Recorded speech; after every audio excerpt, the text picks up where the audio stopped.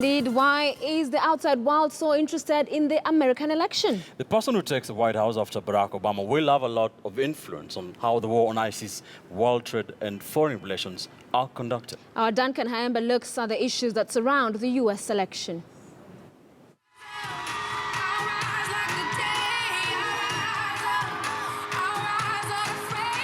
They say cometh the moment, cometh the hour, as Americans hammer the last nail to bring the curtains down in one of the most politically vicious campaigns in the history of U.S. elections, pitting traditional arch rivals, the Democrats and Republicans. Former First Lady, New York Senator and Secretary of State, 69-year-old Hillary Diane Rodham Clinton, and 70-year-old billionaire and controversial businessman Donald John Trump. But a number of global events also play a crucial role in shaping this election. I hear anybody saying their vote does not matter, that it doesn't matter who we elect. Read up on your history. It matters. We've got to get people to vote. Realize everything we stand for is at stake. All the progress we've made is at stake in this election. Top on the list is the U.S. continued influence across the world, which is perceived to be on the decline. For instance, the attempted coup in Turkey, which sparked a diplomatic tiff between Ankara and Washington. Turkey, which has a strong U.S. naval base complete with nuclear, is said to have warmed up to Russia due to the perceived failed coup claimed to have been hatched and executed by a radical Muslim cleric in U.S.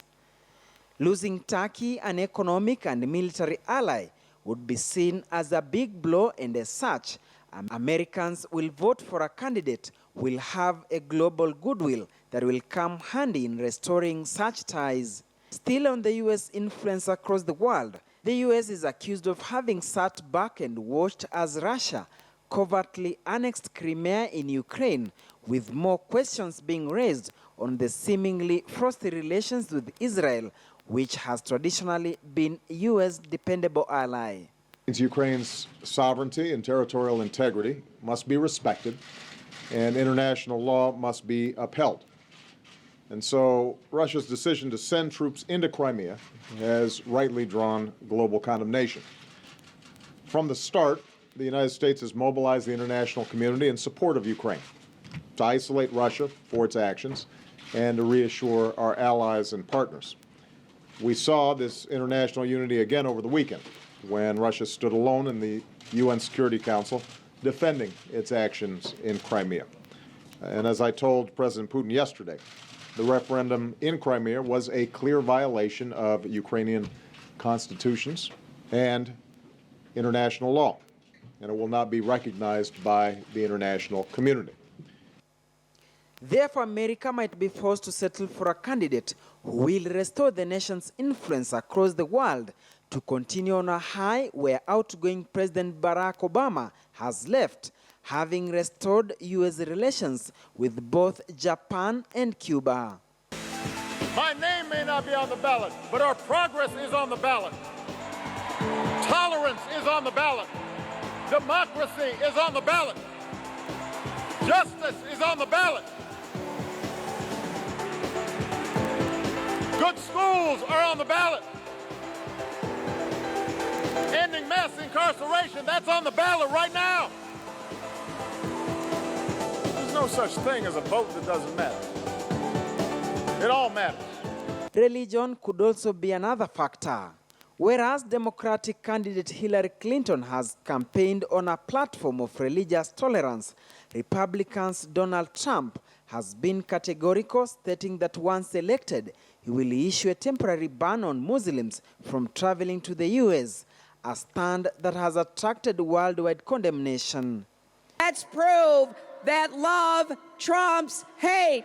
Majority of voters at 66% overwhelmingly say Clinton would do a better job in dealing with race relations than Trump at 26%.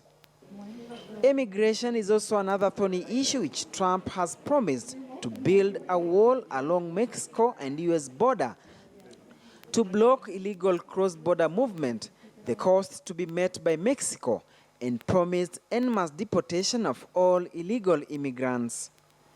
It is such series of controversial comments on immigration debate that has seen 51% of voters indicating Democrats' Hillary Clinton is trusted to handle the delicate matter, compared to 42% in favor of Trump. I will build a great, great wall, and I will have Mexico pay for that wall. After we have achieved historic turnout in 2008 and 2012, especially in the African-American community, I will consider it a personal insult, an insult to my legacy, if this community lets down its guard and fails to activate itself in this election. You want to give me a good send-off? Go vote! Economy and terrorism might also be determinants, with research statistics indicating that 84% of registered voters will consider that, while about 80% saying the issue of terrorism will be crucial to their vote. Duncan Hemba, KTN.